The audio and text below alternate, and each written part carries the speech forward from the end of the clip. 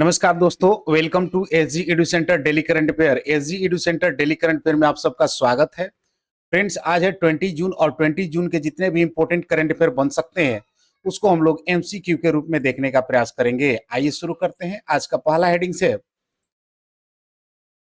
कि थलिकी वंदनम योजना शिक्षा को बढ़ावा देने के लिए आंध्र प्रदेश में शुरू की गई। सेकेंड है कि जल गंगा संरक्षण अभियान हाल ही में मध्य प्रदेश में चलाया जा रहा है, जिसका उद्देश्य जल स्रोतों का संरक्षण और पुनर्जीवन है। थर्ड है बिहार बना देश का पहला राज्य एंड्रॉयड मोबाइल के जरिए ई वोटिंग सिस्टम लागू। फोर्थ है कि अंतर्राष्ट्रीय श्रम संगठन ने कार्यस्थल में जैविक खतरों से सुरक्षा पर संधि को अपनाया। फिफ्थ है कि यूएन वुमेन कार्यकारी नेतृत्व रिपोर्ट 2025 में भारत को 174वां स्थान मिला। सिक्स्थ है कि अरुणाचल प्रदेश ने 2025 से 2035 को हाइड्रो पावर का दशक घोषित किया। सेवेंथ है कि संयुक्त राष्ट्र ने 2026 को अंतर्राष्ट्रीय महिला किसान वर्ष घोषित किया। एट्थ है कि संयुक्त राष्ट्र ने 4 दिसंबर को एक तरफा जबरदस्ती उपायों के खिलाफ अंतर्राष्ट्रीय दिवस के रूप में घोषित किया। नाइन्थ है कि भारत का सबसे बड़ा गति शक्ति कार्गो टर्मिनल मानसेर में उद्घाटित हुआ।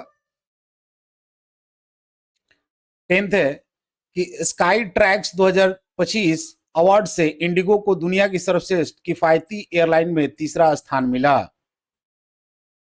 फ्रेंड्स, आज का कोटेशन है कि अगर आप ठान लो तो कोई मंजिल दूर नहीं होती, यानी if you are determined no destination is too फार।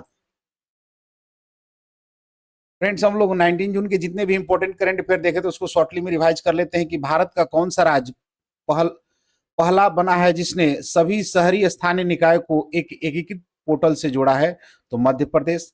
किसे commander of the British umpire सम्मान से नवाजा गया, तो लीना नायर को। हाल ही में प्रकाशित सिपरी रिपोर्ट के अनुसार भारत के पास कितने परमाणु हथियार है, तो 180। धरती आबा जन भागीदारी अभियान किस मंत्रालय द्वारा शुरू किया गया, तो ministry of tribal affairs. Bharat का चौथा सिंह प्रजनन केंद्र किस स्थान पर बनाया जा रहा है, तो बिहार के राजगीर में। हाल ही में कौन सा देश दुनिया का तीसरा सबसे बड़ा घरेलू विमानन बाजार बन गया है, तो इंडिया। 11वें अंतर्राष्ट्रीय योग दिवस राष्ट्रीय मेजबानी के लिए किस शहर को चुना गया है, तो विशाखापट्टनम को।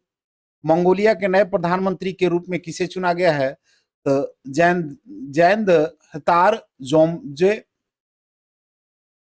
प्रथम हॉकी इंडिया मास्टर्स कप का आयोजन हाल ही में कहां पर किया जाएगा, तो चेन्नई में। कनाडाई ग्रैंड प्रिक्स फार्मूला 1 2025 का खिताब किसने जीता है, तो जॉर्ज रसेल्स।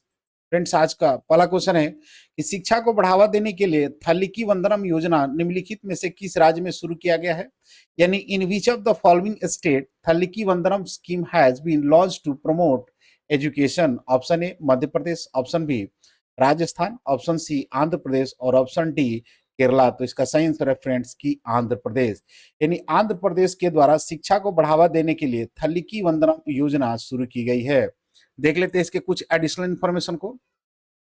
थलिकी वंदनम योजना आंध्र प्रदेश सरकार द्वारा शुरू की गई है। इस योजना के तहत प्रत्येक स्कूल जाने वाले बच्चों को मां को हर साल 15,000 की आर्थिक सहायता दी जाएगी। यह योजना कक्षा 1 से इंटरमीडिएट यानी कक्षा +2 तक के सभी बच्चों के लिए लागू होगा, चाहे परिवार में कितने भी बच्चे पढ़ रहे हों। योजना का उद्देश्य शिक्षा को प्रोत्साहित करना है, माताओं को सशक्त बनाना और बच्चों की पढ़ाई में उनकी भागीदारी को बढ़ाना है। नेक्स्ट फ्रेंड्स, आंध्र प्रदेश में शुरू है तो देख लेते हैं मैप में। तो आंध्र प्रदेश इंडिया का साउथ इंडिया का स्टेट है जिसका कैपिटल आपका अमरावती में है। सीएम की बात करें तो एन चंद्रबाबू नायडू है। गवर्नर एस अब्दुल नजीर, लोकसभा की 25 और राज्यसभा के 11 सीटें हैं। स्टेट लेजिस्लेचर की बात करें तो बाई कैमरल्स है। नेक्स्ट क्वेश्चन है कि हाल ही में जलगंगा संरक्षण अभियान किस राज्य में चलाया जा रहा है, यानी in which state in Jal Ganga conservation campaign began run recently. Option A Uttarakhand, option B Uttar Pradesh, option C Madhya Pradesh और option D none of this. तो इसका सही आंसर है फ्रेंड्स कि मध्य प्रदेश। यानी मध्य प्रदेश में जल गंगा संरक्षण अभियान को चलाया जा रहा है। देख लेते हैं इसके कुछ एडिशनल इंफॉर्मेशन को कि जल गंगा संरक्षण अभियान हाल ही में मध्य प्रदेश सरकार द्वारा शुरू किया गया है। यह अभियान का उद्देश्य है कि राज्य की नदियों, जल स्रोतों, तालाब और आर्द्र भूमियों का संरक्षण और पुनर्जीवन करना। अभियान 30 मई 2025 से शुरू हुआ है और 30 जून 2025 तक चलेगा। इसे पारंपरिक जल संरचनाओं की सफाई, गहरीकरण, जल पुनर्भरण और वर्षा जल संचयन जैसी गतिविधियां शामिल हैं। नेक्स्ट क्वेश्चन है कि किस राज्य ने हाल ही में एंड्रॉयड आधारित मोबाइल के माध्यम से ई वोटिंग प्रणाली लागू करने का निर्णय लिया है। यानी which state has recently decided to implement e voting system through Android based mobile. Option A Kerala, option B Bihar, option C Orissa और option D none of this. तो इसका सही आंसर है फ्रेंड्स कि बिहार। यानी बिहार राज्य ने हाल ही में एंड्रॉयड आधारित मोबाइल के माध्यम से ई वोटिंग प्रणाली लागू करने का निर्णय लिया है। देख लेते हैं इसके कुछ एडिशनल इंफॉर्मेशन को कि बिहार हाल ही में एंड्रॉयड मोबाइल आधारित ई वोटिंग सिस्टम लागू करने वाला देश का पहला राज्य बन गया है। यह प्रणाली सबसे पहले 28 जून 2025 को होने वाली शहरी निकाय चुनाव में लागू की जाएगी। ई वोटिंग के 2 मोबाइल ऐप्स बनाए गए हैं, एक सी डैक द्वारा और दूसरा बिहार राज्य निर्वाचन आयोग द्वारा। इस प्रणाली का उद्देश्य प्रवासी मजदूरों, दिव्यांग मतदाताओं, गर्भवती महिलाओं, वरिष्ठ नागरिक और गंभीर रूप से बीमार मतदाताओं को मतदान देने में शामिल करना है। फ्रेंड्स, बिहार ने शुरू किया है तो देख लेते हैं मैप में बिहार को। तो बिहार जो है आपको ईस्ट नॉर्थ ईस्ट स्टेट है जिसका कैपिटल आपका पटना है। सीएम नीतीश कुमार, गवर्नर की बात करें तो आरिफ मोहम्मद खान है। लोकसभा की 40 और राज्यसभा की 16 सीटें हैं। स्टेट लेजिस्लेचर की बात करें तो यहाँ पर बाई कैमरल स्टेट देखने को मिलेगा। नेक्स्ट क्वेश्चन है कि कार्यस्थल पर जैविक खतरों से सुरक्षा सम्मेलन को किसके द्वारा अपनाया गया। यानी the conventions on the protection from biological hazards in work environment has been adopted by. Option A World Health Organization, option B World Trade Organization, option C United Nation Environment Programme और option D International Labour Organization. तो friend इसका सही answer है international Labour organisation के द्वारा कार्यस्थल पर जैविक खतरों से सुरक्षा सम्मेलन अपनाया गया है। देख लेते हैं इसके कुछ एडिशनल इंफॉर्मेशन को। कार्यस्थल में जैविक खतरों से सुरक्षा पर संधि अंतर्राष्ट्रीय श्रम संगठन यानी आईएलओ द्वारा अपनाया गया है। आईएलओ संयुक्त राष्ट्र की एक विशिष्ट एजेंसी है जो श्रम मानकों और श्रमिकों की सुरक्षा पर केंद्रित है। यह संधि कार्यस्थल में जैविक खतरों से सुरक्षा की पहली अंतर्राष्ट्रीय संधि है।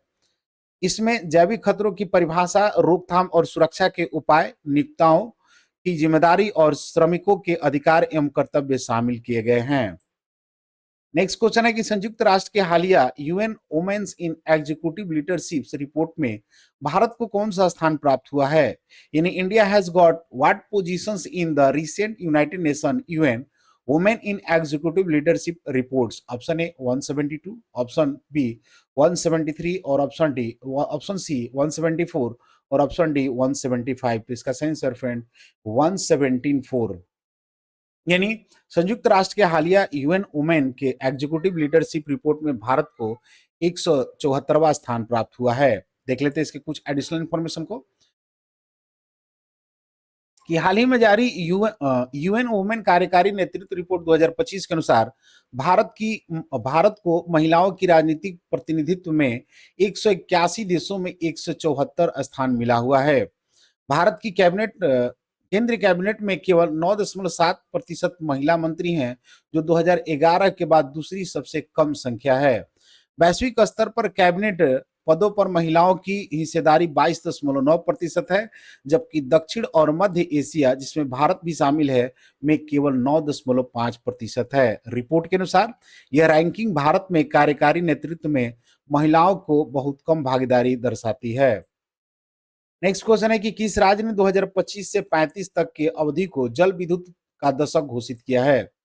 Which state has declared the periods from 2025 to 2035 as the decade of the hydropower? Option A Sikkim, option B Assam, option C Mizoram और ऑप्शन डी अरुणाचल प्रदेश। तो इसका सही आंसर फ्रेंड्स अरुणाचल प्रदेश। यानी अरुणाचल प्रदेश जो है 2025 से 35 की अवधि को जल विद्युत का दशक घोषित किया है। देख लेते हैं इसके कुछ एडिशनल इंफॉर्मेशन को कि अरुणाचल प्रदेश ने आधिकारिक रूप से 2025 से 35 को अवधि को हाइड्रो पावर का दशक घोषित किया है। इसका उद्देश्य है कि राज्य की अपार जल विद्युत क्षमता जो लगभग 58,000 मेगावाट भारत में सबसे अधिक आंकी गई है का दोहन करना और अरुणाचल की एक प्रमुख जल विद्युत केंद्र में परिवर्तित करना है।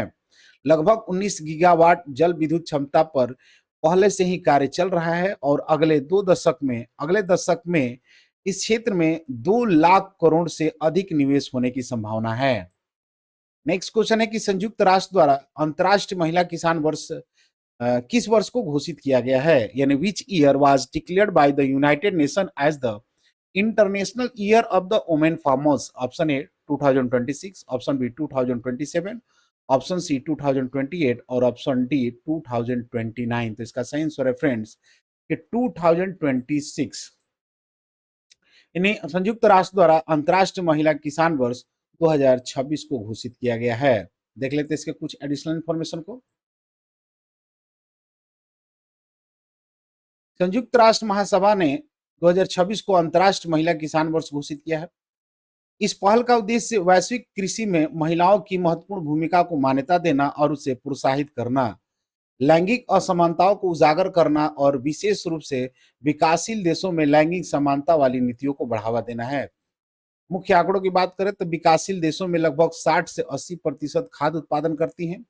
भारत के लगभग 80% आर्थिक रूप से सक्रिय महिलाएं कृषि क्षेत्र में कार्यरत है, लेकिन केवल 8.3% के पास ही खेत की जमीन का स्वामित्व है। नेक्स्ट क्वेश्चन है कि संयुक्त राष्ट्र द्वारा एक रूप जबरदस्ती के उपाय के विरुद्ध अंतर्राष्ट्रीय दिवस किस दिन घोषित किया गया है, यानी which day has been declared on by the United Nation as the international day against uniform coercive measure. Option A 4 जून, ऑप्शन बी 4 दिसंबर, ऑप्शन 4 जनवरी, ऑप्शन बी 4 दिसंबर, ऑप्शन सी 4 नवंबर और ऑप्शन डी 4 सितंबर। तो इसका सही आंसर फ्रेंड्स कि 4 दिसंबर को जो है संयुक्त राष्ट्र द्वारा एकरूप जबरदस्ती के उपायों के विरुद्ध अंतर्राष्ट्रीय दिवस घोषित किया गया है। देख लेते हैं इसके कुछ एडिशनल इंफॉर्मेशन को कि संयुक्त राष्ट्र महासभा ने 4 दिसंबर को एक तरफा जबरदस्ती उपाय के खिलाफ अंतर्राष्ट्रीय दिवस के रूप में घोषित किया है। यह दिवस हर वर्ष 2025 से मनाया जाएगा। इस दिन को मनाने का उद्देश्य एक तरफा जबरदस्ती उपाय जैसे कि किसी देश द्वारा दूसरे देश की बहुपक्षीय ढांचों से बाहर लगाए गए प्रतिबंध के मानवीय, आर्थिक और विकास पर पड़ने वाले प्रतिकूल प्रभावों के प्रति वैश्विक जागरूकता को बढ़ाना है। इस प्रस्ताव को 116 मतों के पक्ष में 51 विरोध और 6 तटस्थ मतों के साथ पारित किया गया। फ्रेंड्स, संयुक्त राष्ट्र द्वारा ये स्टेप लिया गया है। देख लेते हैं इसके बारे में कुछ महत्वपूर्ण पहलुओं को कि इसकी स्थापना 24 अक्टूबर 1945 को द्वितीय विश्व युद्ध के बाद में किया गया था। सदस्य देशों की बात करें तो 193 देश है, लगभग सभी मान्यता प्राप्त देश शामिल है इसमें। मुख्यालय की बात करें तो इसका मुख्यालय अमेरिका के न्यूयॉर्क सिटी में है। संयुक्त राष्ट्र के मुख्य अंग जो है आपको महासभा है, यानी जनरल असेंबली, यानी सभी सदस्य देश इसमें शामिल होते हैं। हर देश को एक वोट मिलता है। सुरक्षा परिषद यानी सिक्योरिटी काउंसिल वैश्विक शांति और सुरक्षा बनाए रखने के लिए जिम्मेदारी है, जिसमें 15 सदस्य होते हैं, जिनमें 5 अस्थायी सदस्य अमेरिका, रूस, चीन, फ्रांस और ब्रिटेन है, जिनको वीटो के अधिकार होते हैं, और 10 जो होते हैं वो अस्थायी सदस्य होते हैं। आर्थिक और सामाजिक परिषद यानी आर्थिक और सामाजिक सहयोग को बढ़ावा देना इसका मुख्य काम है। अंतर्राष्ट्रीय न्यायालय आईसीजे देश के बीच कानूनी विवादों को सुलझाता है और इसका मुख्यालय जो है नीदरलैंड के हेग में है। सचिवालय की बात यानी सेक्रेटरीट की कर ले तो यूएन का एक प्रशासनिक अंग है। इसके प्रमुख को महासचिव सेक्रेटरी जनरल कहा जाता है, जो कि एंटोनियो गुटेरेस है। ट्रस्टशिप काउंसिल अब सक्रिय नहीं है, पहले उपनिवेश के प्रशासन की निगरानी में काम करती थी। मुख्य उद्देश्य की बात करें तो विश्व में शांति और सुरक्षा बनाए रखना, मानव अधिकारों को बढ़ावा देना, आर्थिक, सामाजिक और सांस्कृतिक विकास को प्रोत्साहित करना है, आपातकालीन सहायता प्रदान करना, अंतर्राष्ट्रीय कानून का पालन करना है। संयुक्त राष्ट्र की कुछ प्रमुख एजेंसियां भी है, जैसे यूनिसेफ है जो कि बच्चों की सहायता हेतु बनाई गई है। WHO है, विश्व स्वास्थ्य संगठन का काम करता है। यूनेस्को शिक्षा, विज्ञान और संस्कृति का विकास को बढ़ावा देता है। खाद्य सहायता कार्यक्रम यानी WEF वर्ल्ड फूड प्रोग्राम जो है इसके द्वारा चलाए जाते हैं। यूएनएचआरसी शरणार्थियों को सहायता करता है। महत्वपूर्ण पहल को देख लेते हैं, सतत विकास लक्ष्य यानी सस्टेनेबल डेवलपमेंट गोल 2023 तक दुनिया को बेहतर बनाने के लिए 17 लक्ष्य। पेरिस समझौते, जलवायु परिवर्तन के खिलाफ वैश्विक संधि भी। शांति रक्षक मिशन की बात करें तो पीस कीपिंग मिशन संघर्ष क्षेत्रों में शांति बनाए रखने के लिए सेना और पर्यवेक्षक भेजती हैं। नेक्स्ट क्वेश्चन है कि भारत का सबसे बड़ा गति शक्ति कार्गो टर्मिनल निम्नलिखित में से किस स्थान पर उद्घाटित हुआ है? At which of the following piece India's largest Gati Shakti cargo terminal was inaugurated? Option A Jammu Kashmir, option B Bhopal, option C Ahmedabad और ऑप्शन डी मानसेर। तो इसका सही आंसर फ्रेंड्स की मानसेर। यानी भारत का सबसे बड़ा गति शक्ति कार्गो टर्मिनल मानसेर में उद्घाटित किया गया है। देख लेते हैं इसके कुछ एडिशनल इंफॉर्मेशन को। इस टर्मिनल का उद्घाटन हरियाणा के मानसेर स्थित मारुति सुजुकी की सुविधा में किया गया है।